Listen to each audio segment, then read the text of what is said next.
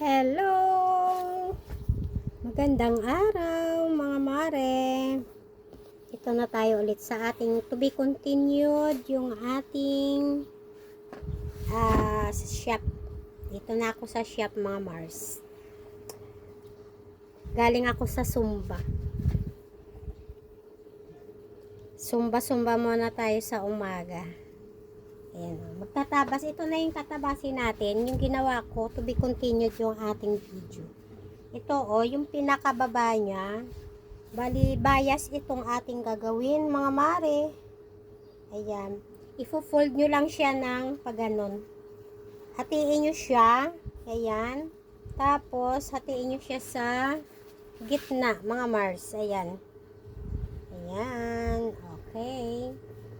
Ayan. Tapos, para hindi siya gumalaw, lalagyan natin siya ng pin para hindi magalaw yung hati niya.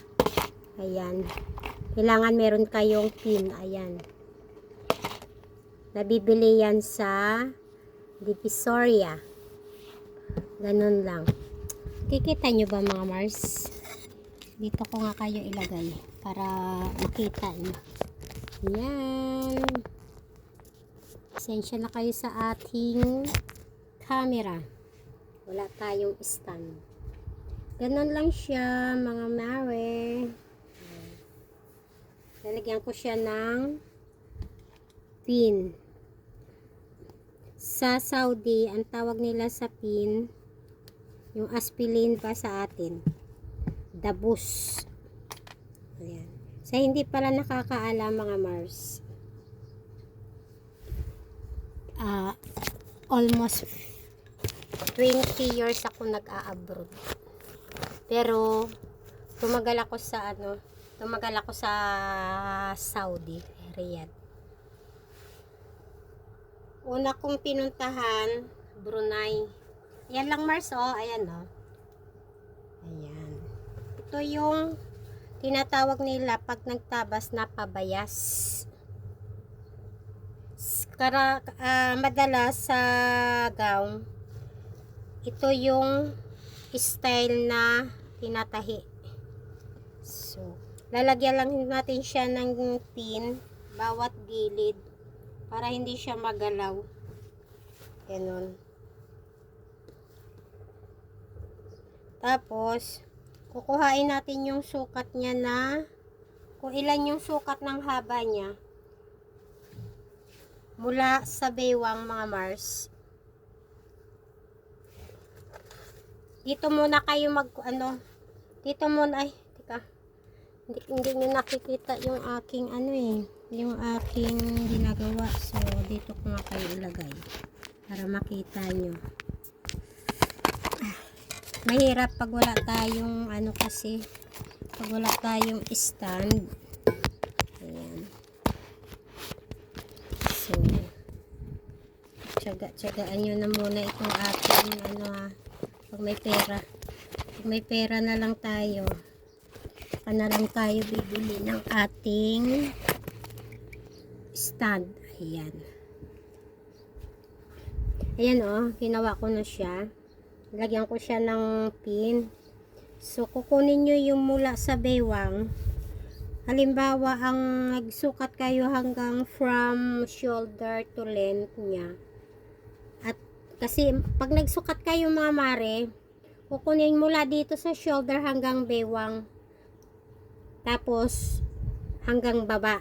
So, ang sukat ko sa baywang niya is 17. So, kukunin mo yung 17, lagay mo siya dito sa pinakadulo. Ayan, Tsaka ka magsukat dito, pataas.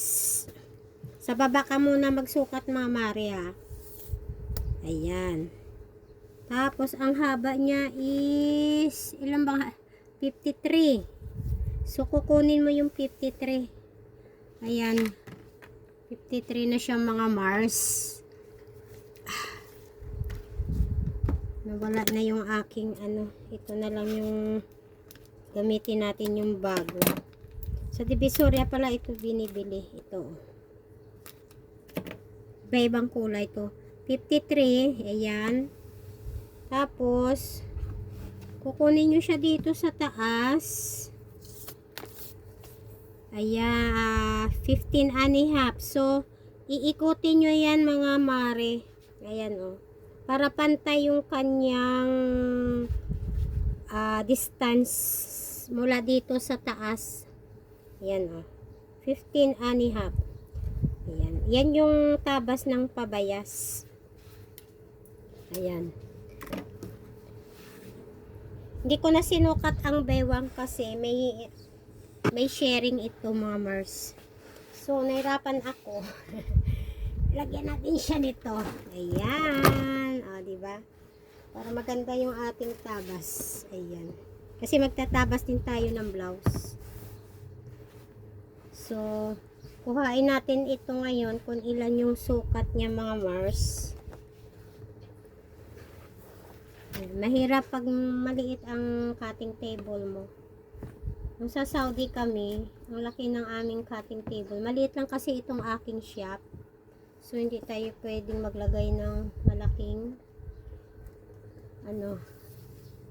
sinukat ko siya is 35 na lang siya mga Mars. So, yung 35, susukatin din natin yan mula dito sa ating sukat sa bewang. 35. Yan yung ating kuhain. Ayan. Ikutin lang natin para pantay yung kanyang haba. Ayan. Paikot yan mga Marsa. Paikot. Ayan. Ayan. 35. Tapos maglalagay lang tayo ng 1 inch na na allowance para sa tupi niya. Ayan. So, gupitin na natin yan. Ayan. 35. Ayan. So, gupitin natin na siya. Dito muna tayo magupit sa baba. Kasi malapad. Ayan siya. Okay.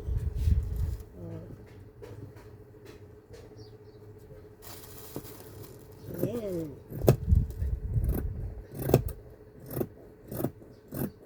Ayan. Ganun lang ang pabayas. Pabilog siya. Maglalagay tayo ng 1 inch na allowance niya.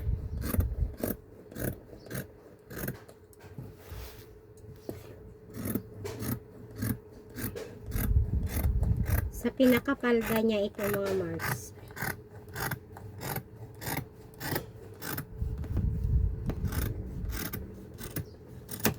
Okay. Sa pagtatabas, uunahin nyo yung uunahin nyo yung palda. Para yung matira nun, yun yung gagawin yung blouse. Pagtaas. Para hindi kayo kulangin ng hindi kayo kulangin sa tela. Yan. Maglalagay din tayo ng allowance dito sa bewang niya.